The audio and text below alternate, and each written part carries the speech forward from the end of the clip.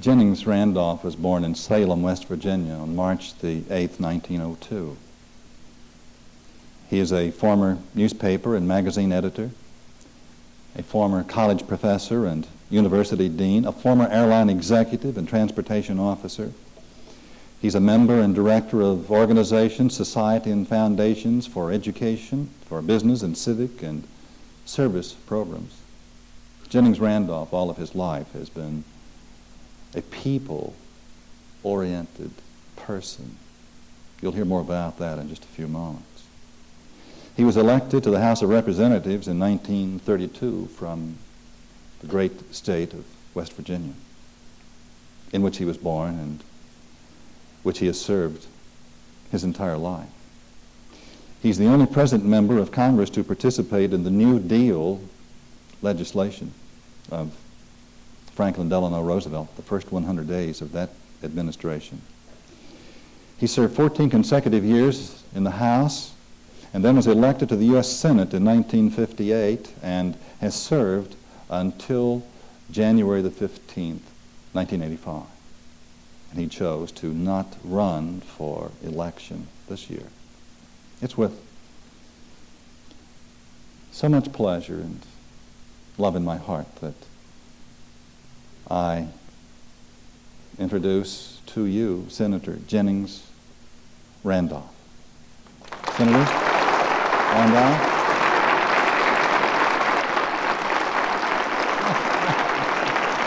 Welcome. Good here? Yes. Hello. Thank you.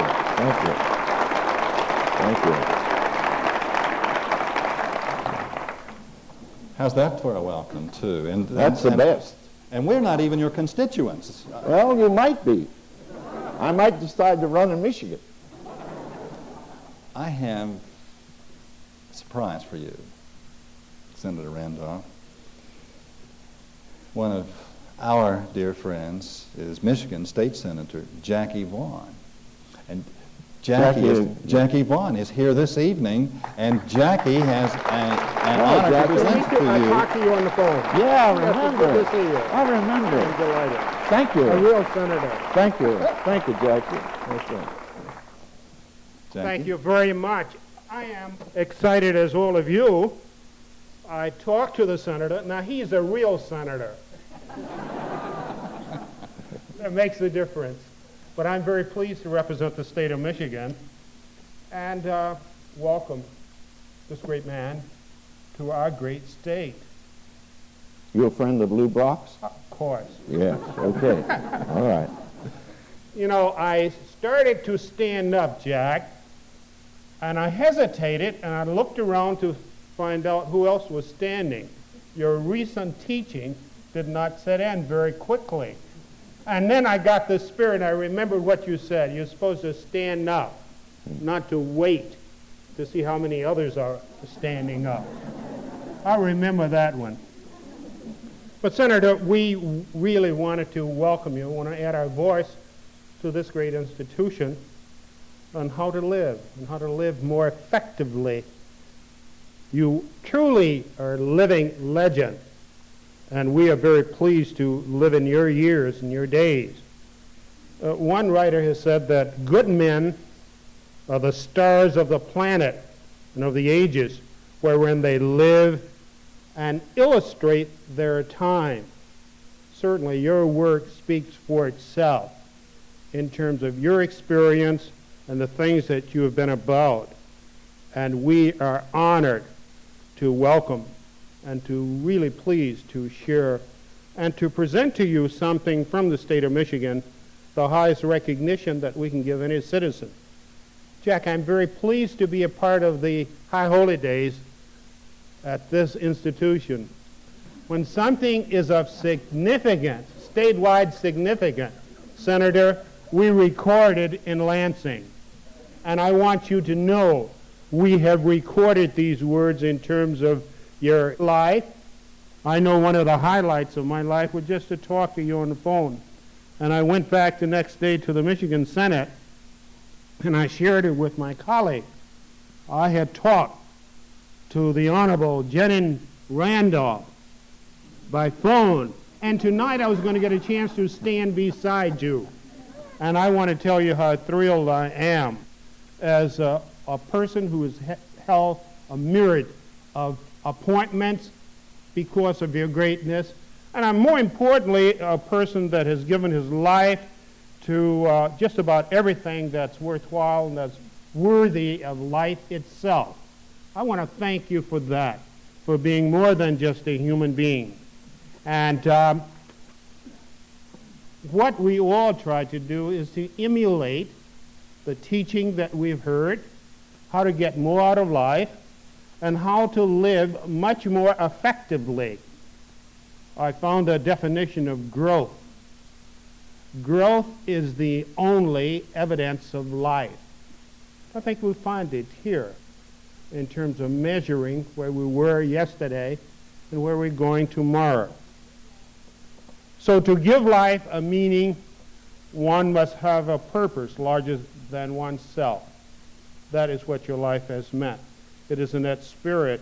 I want to give you this Senate concurrent resolution as passed by my colleague, and to let you know now that you are recorded in Michigan history.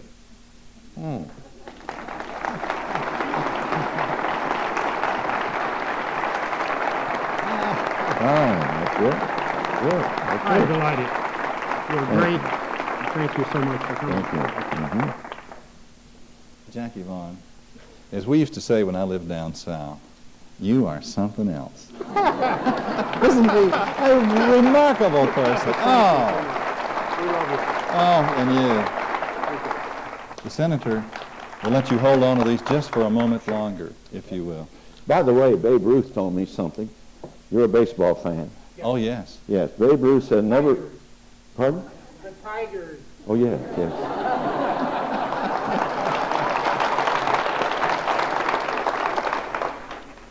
Well, in 1911, I waited 3 hours to get the autograph of Ty Cobb. Yes, I rode all night on a train from West Virginia to Washington. I didn't want to see the Capitol or the White House. I wanted to see Ty Cobb play baseball. Yes, and I've done it. Yes. Senator, will you have a? Yeah, will sure. you join me? Babe Ruth, he said, never be afraid to step up to the plate because you might strike out. Isn't that good? That's great. Yeah, surely. Yeah. And obviously you have followed that advice because you've never been afraid to step up to the plate. Yeah, but I'm because struck out. But you always came to bat again, yes, didn't you? I was defeated the first time I ran for Congress, 1930. Won the nomination. I don't speak politically tonight, but lost the election. And I remember Mary campaigning with me. She was in child welfare work 4 years ago. God took her away. But I remember as we drove in late at night, I had spoken in a little schoolhouse. There were no electric lights. You brought your lantern in and you hung it on a peg on the wall. And driving in that night toward Elkins, where we lived, well, I said, Mary, how did I do tonight? She said, very well, except you missed several excellent opportunities to sit down. That's the truth. So Jack said, I'm going to ask you to sit tonight. You see, you're not going to give me a chance to stand. Oh, but you have voting yeah. privileges, Senator. That microphone does not have a cord on it, and you can walk anywhere you want to, including out among the people. Mm-hmm. In the first moments of this time that we're sharing together, do you mind if I bring to the attention not only the people here, but the thousands of people who will be seeing you on television and listening to you on cassette, the fact that you are the last of those persons that Napoleon Hill interviewed, more than 500 people that he interviewed, and that he wrote about specifically in his great book, Think and Grow Rich, that has helped hundreds of thousands, millions of men and women in our time to live more effective lives. And I would like to take a moment to read what he had to say about you and a letter that you wrote to him. It's in Think and Grow Rich. And he's talking about principles that can change your destiny. Some years ago, I delivered the commencement address at Salem College, Salem, West Virginia. I emphasized the principle described in the next chapter, and that principle is the principle of intense design. With so much intensity that one of the members of the graduating class definitely appropriated it and made it a part of his own philosophy. The young man became a congressman and an important factor in Franklin Delano Roosevelt's administration. He wrote me a letter in which he so clearly stated his opinion of the principle outlined in the next chapter that I have chosen to publish his letter as an introduction. It gives you an idea of the rewards to come. My dear Napoleon, my service as a member of Congress, having given me an insight into the problems of men and women, I am writing to offer a suggestion which may become helpful to thousands of worthy people. In 1922, you delivered the commencement address at Salem College when I was a member of the graduating class. In that address, you planted in my mind an idea which has been responsible for the opportunity I now have to serve the people of my state, and will be responsible in a very large measure for whatever success I may have in the future. I recall as though it were yesterday the marvelous description you gave of the method by which Henry Ford, with but little schooling, without a dollar, with no influential friends, rose to great heights. I made up my mind then, even before you had finished your speech, that I would make a place for myself, no matter how many difficulties I had to surmount. Thousands of young people will finish their schooling this year and within the next few years. Every one of them will be seeking just such a message of practical encouragement as the one I received from you. They will want to know where to turn, what to do to get started in life. And you can tell them because you have helped to solve the problems of so many, many people. There are thousands of people in America today who would like to know how they can convert ideas into money, people who must start at scratch without finances and recoup their losses. If anyone can help them, you can. If you publish the book, I would like to own the first copy that comes from the press, personally autographed by you. With best wishes, believe me, cordially yours, Jennings Randolph. And that letter had a great deal to do with the inspiration to publish the book Think and Grow Rich. And if I'm not mistaken, Senator, you did get the first copy off the press that was autographed by Jack, as he finished his speech, and people flocked about him to say, "We thank you for a great commencement address," I stood back just a little, but later I went to him and I said, "What you've told us today should be in a book, in a book. And have you written such a book?" Well, no, he hadn't. I will remind you, though, and you do not know this perhaps, he at that time edited, and I believed at least partially owned, a magazine called The Golden Rule. I remember it so well, I still have copies of it. But I said, please take what you've said today and make it into a book. And that perhaps might have been the first thought. I'm not sure about that. But he published so many, many books, as all of you who are here tonight know. And so 63 years ago, I shook hands with Napoleon Hill. And I thanked him, as I thank him always. Because each day, you know, I was listening to every word you said tonight.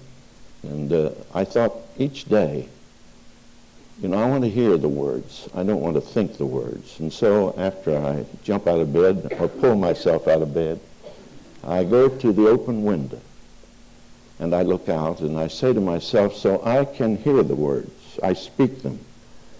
This is not just another day. This is a new day. You know, that'll help you. It certainly will help you. With every rising of the sun, the poet said it in perhaps too many words, think of your lives as just begun. The past is canceled and buried deep. All yesterdays, there let them sleep. Concern yourself with but today. That's it. You know, with every rising of the sun, think of your life as just begun. There's something to that. You know, it really is so. This morning I was on Capitol Hill. You remember, it's your Capitol Hill. Don't forget that. It'll only stand as long as you stand. Really. Absolutely. And I went to the prayer breakfast. We have a prayer breakfast. And those of us who are not longer in the Senate, why, we're parts of it, and some 25 were there. By the way, a strong Republican was the leader this morning. Yes. Paul Tribble. He's a young man in his late 30s. He's from the Commonwealth of Virginia. Of course, West Virginia had the good judgment to withdraw and make a state of its own, but that's all right. But you're from Roanoke? I'm from Roanoke, Virginia. Oh, yeah, suburb of West Virginia. Did you know Yeah, that? yeah, that's right, yeah. But Paul Tribble spoke, in a sense, like Hill would speak tonight, or you have so eloquently spoken tonight. And I listened to him, that young senator, in his first term. And he'll be there, of course, for a long, long while. And he spoke in a way that all of you would feel tonight if he were present. And that is that he's not so much a senator as he is an individual who is interested as you are interested and concerned in making constructive contributions not only to your lives, but to the lives of others. I listened to him this morning. And I thought there, as I came again tonight into this church, I thought that I wanted to hear the voice of God. So I climbed the topmost steeple. But God declared, go down again. I dwell among the people. And so this is where God is. He's not on some steeple, on some church. He's with your congregation. Isn't that right? With you? Well, I must tell you, 50 years ago, I was going to church in Detroit. I was going to church in Detroit with my sister and her husband, who was a stockbroker, and you know what was happening then. There was just a running from the realities, which were very, very destructive. And they were going to a certain church to which they held membership. And they said, but today, we'd like to have you go to another church and to hear a great minister. And so rather than their own church, they took me to that church. And the man I heard was a Church of Christ minister. He's still living, by the way. He later became the president of Bethany College, and that's below Pittsburgh, if any of you know. It's a Church of Christ institution. Perry Gresham was his name. He's written a recent book of poetry, beautiful. He told me to sell it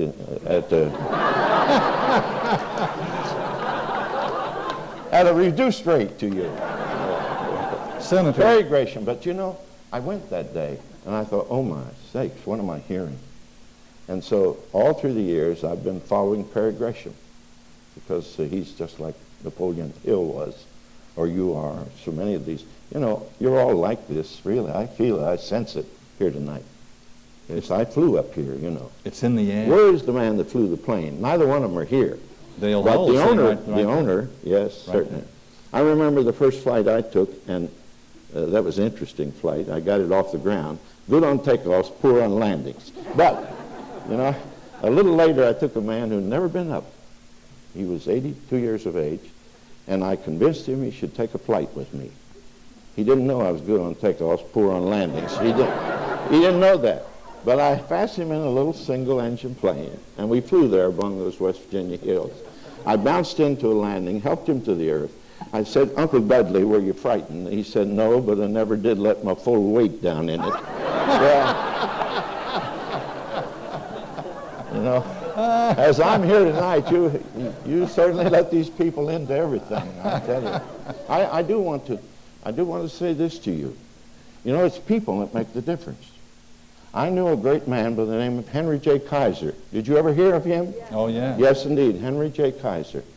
And we worked with him to have him build an aluminum plant in West Virginia.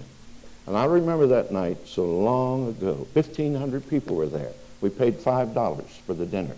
Couldn't get it today, could you? But it was, I listened to him. I knew him before that because I'd worked to help bring him there. But I thought what he said was so true.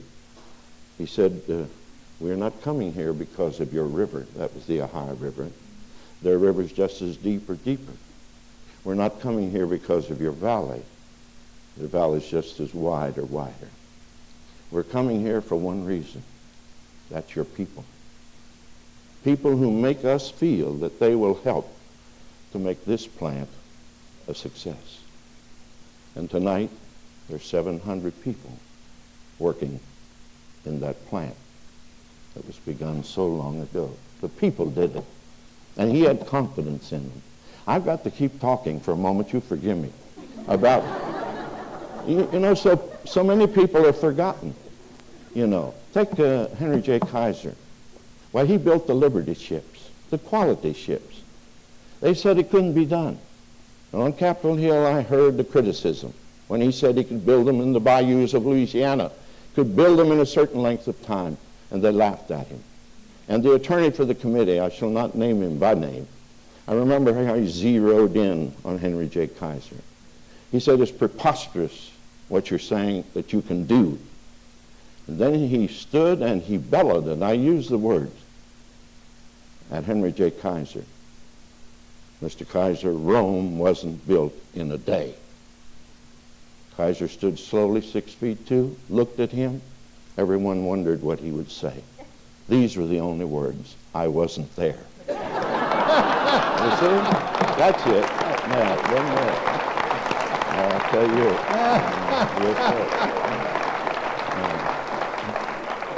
Now do you see why Well, that he was elected again and again and again and again? Do you see? Yes, that's right. But Well, you that's know- not the real reason. Let me take just a moment to say to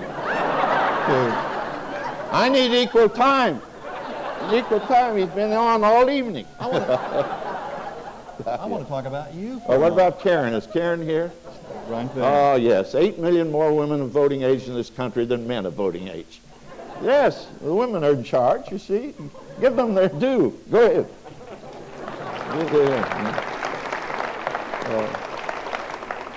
One of the things that has always impressed me about you, your career, being from Virginia, and you being our sister state, although most of the people here do not know that Virginia is farther west than West Virginia.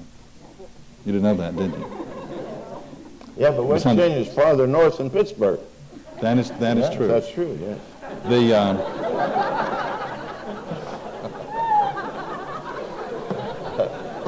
What I want to say about you, Senator, is I've always been impressed with the fact that you are really a people person. You really are people-oriented. The thought of the people, truly thinking about the people. What is good for the people? What is right for the people? What is the best thing to do for the people? Always with really love in your heart. And I know because you told me that years and years ago, early on in your life and in your political career, you made it your definite, major purpose in life to be a channel through whom God would serve to help people. Is that true? Was that your commitment early on? Well, I knew God would serve people. I just hoped that I might, in a sense, through him, also serve them. And I best perhaps interrupt you and give an example of what I thought might be of help to people. I was, as you know, elected in '32. I'm the only member of that Congress living today. That was a difficult time when we took office on the 9th of March. The president goes in now in January. Then it was March. But I just look back at those days. You know, I don't speak of Roosevelt as a partisan. I don't speak of Woodrow Wilson as a partisan, although I saw Woodrow Wilson nominated in 1912. Would you believe it? That's when he was nominated over in Baltimore. And I sat on my father's knee. And he was a delegate for Woodrow Wilson. William Jennings Bryan was the manager of the Woodrow Wilson campaign. He was running in that campaign in the nominating convention against Champ Clark. Anyone know who Champ Clark was? Speaker of the U.S. House of Representatives from Missouri. And William Jennings Bryan, did you ever hear of William Jennings Bryan? He named me. He really did. That's the way I have my name. My father and he and mother were very dear friends. And I hope somehow or other you'll make it possible that you read his speech, The Prince of Peace. Now when you read it, you'll say it's good. But had you heard him give it, Jack, the lights went on. You see, because, you know, it was Bryan speaking. And Bryan was there managing that campaign for Woodrow Wilson. He was then governor of New Jersey. Something that could never happen today happened then. Bryan stood on that platform, and he said, Woodrow Wilson wants to be the nominee of the Democratic Party for president, but there's one condition. If it is necessary to have the votes of Tammany Hall through Ross Murphy, if they're responsible for the difference between defeat and victory, he will not accept the nomination. Today they accept anyone. Isn't that true? Yes. You know what I mean? Yes. This was a great moment. Well, even some of the delegates from Tammany Hall voted for Bryan and, of course, for Woodrow Wilson. But he was ready to tell the people that there were certain conditions that would keep him from being the president, a nomination coming at that time. Did I interrupt you before? No. I'm so sorry to do that. But I was starting to say about people. In 1936, you know, someone always brings to us something, isn't that true? Not so often do we move forward and give it to someone else, but if we really match it up, we'll see someone came to us. And so I was attending the Lions International Convention in St. Louis, and a man came to see me. He was a lawyer from Cleveland, and he was blind. And he said, I want to talk to you about legislation that I think could be passed at the federal level, which would provide the opportunities for blind people to be vendors and to sell in the public buildings of the United States, and state buildings and county buildings and city buildings, that which would be sold at a vendor's stand. I immediately, of course, grasped the idea, because in 1931, when I was governor of the Lions Clubs of West Virginia, I wanted us to be more than a luncheon club. I wanted us to do something that was worthwhile. We had only 50 clubs at that time. Today we have 250 Lions Clubs in West Virginia. But I went to Dr. J.E. Blades, and I told him that across the state at Romney, we had the School for the Blind, and there were the little children growing taller into a life where they might not see. I said to him, do you think you could operate on those children? Do you think you could give them partial sight? Do you think you might do something to help them?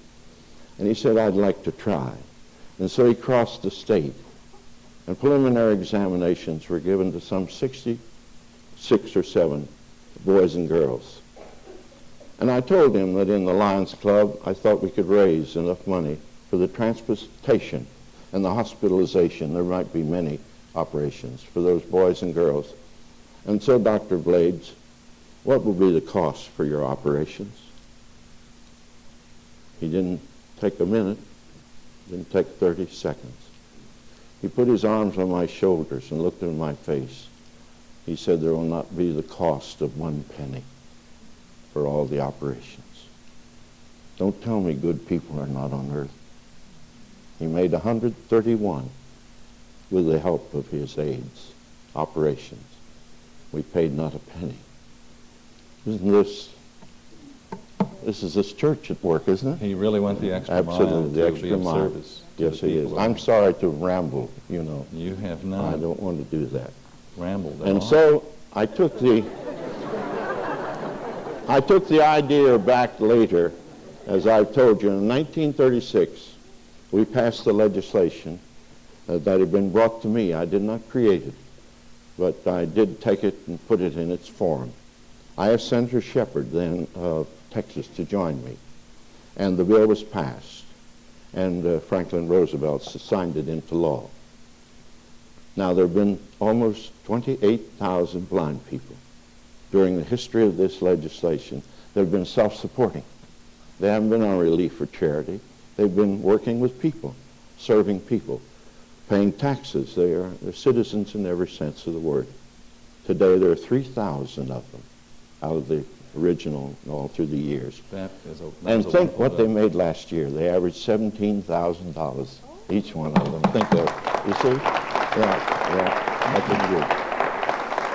May I ask you a question about Napoleon Hill? You Oh, knew him? yes. I met him, of course, in 1900, 22. What type of person was he? What was your experience with him? How did he impress you? Well, you know, he was very slight of build, man. You know, someone might say, oh, he wasn't big enough. You know, well, Napoleon wasn't very tall, you know. I mean, not comparing him to Napoleon, that earlier man, you know. But the general wasn't very tall. Yes. But I listened to every word he spoke. And I just decided here was something that, you know, would mean so much to so many people. I was in the college there, and my grandfather had founded it. He only had 5 winters of schooling. Just think of that, 3 months each. Yet he wanted to help people. So he founded a college. Just think of that. Come to Salem, will you, someday? Let me introduce you to professors that have something in their heart besides, you know, whatever might be the conjugation of the Latin verb or the rule of geometry. Something else is there, you know. Come to Salem. Form a cavalcade. Take a bus. I'll meet you there. Thank you.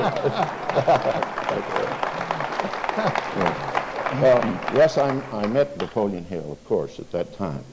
Now, Napoleon Hill was born in Wise County, Kentucky, right on the edge of West Virginia. He was a little mountain home. And he came down into the county in which I was born. That's Harrison County. And he worked there as a young man for the power company. We ran what we call streetcars from Clarksburg to Fairmont. He was a part of that company. And he lived that earlier period of his life in a little town called Lumberport. It was a poor little town in the hills, and the bridge was washed out. And the high rolling waters tossed it aside. It could not be refurbished. And there was no money in the county treasury. There was no money in the Lumberport treasury. And so he went house to house, not just in Lumberport, but all over Harrison County, and asked people to help rebuild the bridge. So he built a bridge instead of closed a window. Did you ever think of that? That's what Napoleon Hill's life was all about. I know him so very well. He was building bridges. Oh, and building bridges, lives. never closing windows. No. Is there very much that you know about his relationship with Franklin Delano Roosevelt? I know that he served. Yes, he talked with him often. I'm not sure, and I must not make some statement that could be challenged. I think that perhaps Franklin Roosevelt really got the inside of the thought, you know, the only thing we have to fear is fear ourselves. I think he got that from Napoleon Hill. I really do. They talked about that sort of a thing often. So I believe there's some of the philosophy of Franklin Roosevelt that was inspired by Napoleon Hill. You know, I do want to say this. I'm never too interested in turning people around. I want to turn people up. That's what you want to do. That's Napoleon Hill. That's you tonight. Absolutely. I know that. That's good. That's good. You were talking about those first 100 days Yes, when you served with President Roosevelt. All the banks closed. March the 6th to when the bank opened in the country. Yes. The 9th, we passed the Emergency Banking Act. Think of it. Not a single dissenting vote in the House of Representatives. They were not Democrats and Republicans. They were Americans. You see? No fighting between the White House and Capitol Hill. The vote in the Senate a little later, 73-7. So we were a country that was flat. You know, we weren't on our knees. We were on our backs flattened out. Oh, I'm sorry to stop you. Last week here, we were talking about the mastermind principle, about how 2 or more people who come together in a spirit of perfect harmony can create the most powerful group that can work together and cause the definite major purpose upon which they are agreed to become a living reality. That period was one of the most critical, I believe, in the life of our great nation. That timing, those days. Oh, yes, that's true. And Napoleon Hill talks about the formation of a giant mastermind association that President Roosevelt began to form, and he was there, a living part of the creation of that mastermind group in which He called upon the members of Congress to put aside their political Yes. persuasion. He called upon the clergy of this country. He called upon the media, the newspaper editors and reporters to stop printing what was wrong and start printing what was right and what could be. And in a very short period of time, there was a coalition of minds and of thinking that brought about a dramatic reversal of the fortunes of a nation. And you were a living part of that experience. You were vitally involved in that series of events. Jack, on the 19th of March, Franklin Roosevelt called into the White House early morning, afternoon, and late at night members of the Congress, regardless of party, who had been elected in November 32. On the 19th of March, I was one of 7. It was a cold, rainy, dreary night. We were taken to the second floor of the White House. There, behind a big desk, was the president. There were 7 chairs, and we shook hands, and then in a semicircle, we were there with the President of the United States.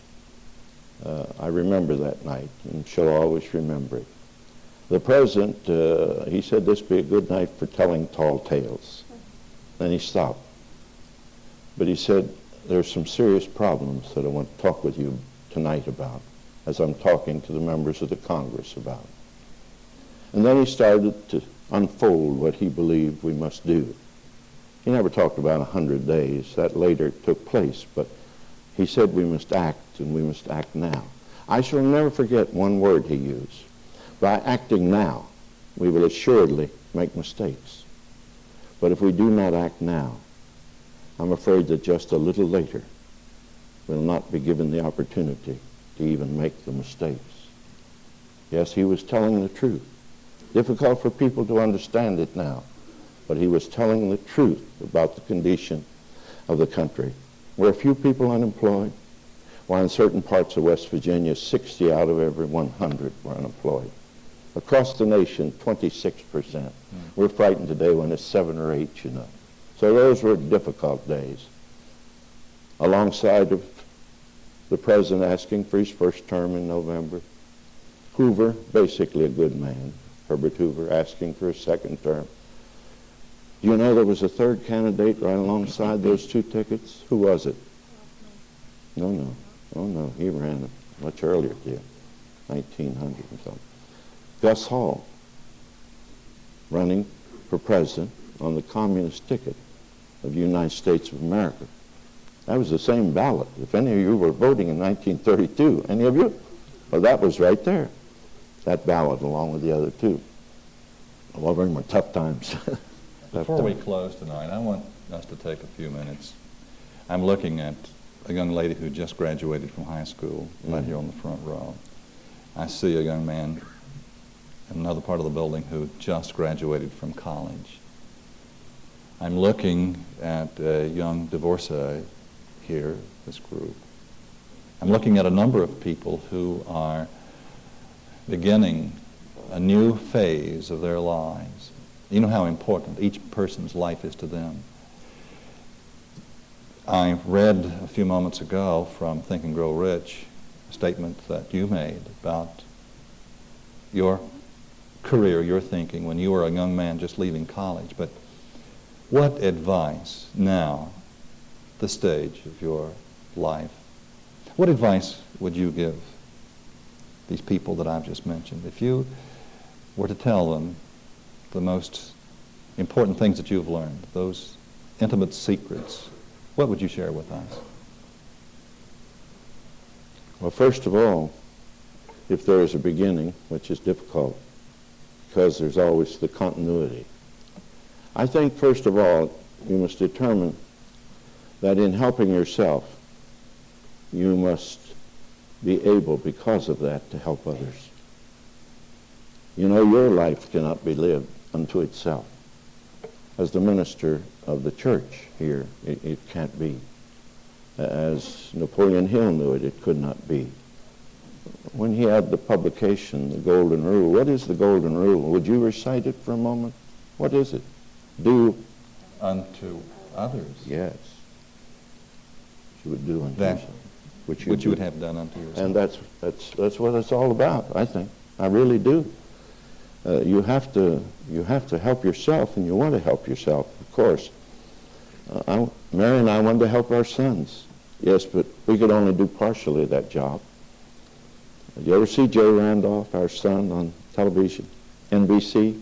Best sportcaster in the business. Pardon me. Oh, forgive me. Yeah. Good friend of Howard Cosell, so they get along well together. But I just remember how Mary and I, worked with those boys. Today they're 50 and 46. We couldn't live for ourselves, could we? No. You and Karen can't live for yourselves. This church is your life, isn't it? That's yes, true. Certainly. And a life that's lived for itself is a life that's not worth living. Well, I hesitate to say this, but I must say it.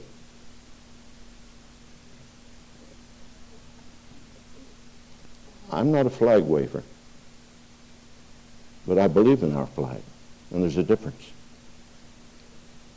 And we remember when our two boys were at the elementary school in Washington, and Flag Day was a great day, Jack. Parents were there, awards were made. It was a wonderful day at the Hardy Elementary School. Then I saw the years come on. Flag Day wasn't observed anymore. June the 12th, 14th. What is Flag Day? I want to see if you... 14th, yes, that's right. June the 14th. Whether they liked it or not, I always made a speech on Flag Day in the Senate, whether they liked it or not. Very short. Very short. Abraham Lincoln, when there was this building constructed in Washington during his administration, it was Treasury Department building. It wasn't very large. Our deficit wasn't very much then. It was a small building. But they asked him what part he would like to take in the building program, the christening. And he said, I'd like to raise the American flag. And so they said, well, certainly. And so this is the shortest speech ever given by any of our presidents. He said, I've been commissioned to raise the American flag. This I shall do if there's no default in the machinery. And after I've raised the flag up, it will be for the people to keep it up. And he took his seat. Well, I'm not a flag waver. Do not misunderstand me in the sense of just waving flags because they're flags. But I am a believer in this country. In fact, I'm a believer in the world in which we live. Just 3 weeks ago, I went to Madrid, Spain, and spoke to people from 32 countries on world peace and human rights. I know how important it is that we learn to live together in one world.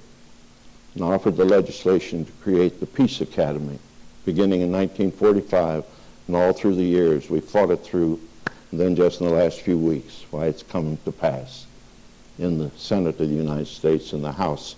We will have a Peace Institute. We'll spend just an iota of $1 where we'll spend $1,000 for a combat plane, and I'm a believer in strong defense. But our priorities sometimes get out of balance. And what I'm saying as I close today, tonight, am I going to get taken back to Washington tonight? Oh, yeah. I want to stay here in Warren tonight, but I can't. I've got to be back early.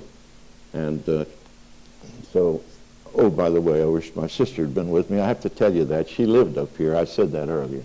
Lived in Birmingham and Palmer Woods and so forth. And I used to go to church with her, but they went to another church. They wanted me to hear that minister, who, like you, what turn things around, turn them up. Yeah. And so I know I haven't acted as you would expect me very calmly to speak tonight. But thank you. Thank you. Thank you.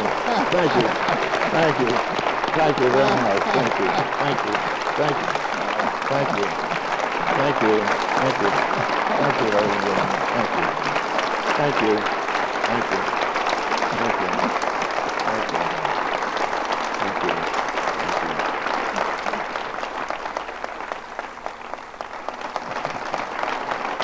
Thank you. If I had a gift to give to each of you, it would be not just for you to be seated here in this great auditorium listening to Senator Jennings Randolph, but it would be that you would have the opportunity to spend an hour, to eat a meal, to take a walk, to get to know him as we have come to know him in a very short period of time. The gentleness of him, the integrity of his spirit, the dedication that he truly has. You're looking at a statesman, not a politician, a man who has lived his life truly being of maximum service to God and the people around him. It's a fact. So warm and real. You've honored us with your presence. Just let me come back sometime. Soon. Thank you.